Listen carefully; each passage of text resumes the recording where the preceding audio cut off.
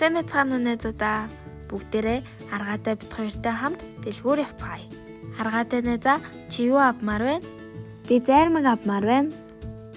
Зармаг 1000 төгрөгийн үнэтэй юм байна. Хүүхдүүдээ энэ бол 1000 төгрөг. Сайн хараад тогтоогоод аваарай. Харин би хүүхэлтэй авмаар байна. Хүүхэлтэй 20,000 төгрөгийн үнэтэй юм байна. Одоо бүгдээрээ үтсэн мөнгөн дэвсгэртүүдэд нэрлэлцгээе. 20,000 төгрөг, 10,000 төгрөг, 5,000 төгрөг, 1,000 төгрөг, 500 төгрөг, 100 төгрөг. Хүүхдүүдээ өнөөдөр бүгдээрээ мөнгөн дэвсгэртүүдийг таньдаг боллоо. Баяртай!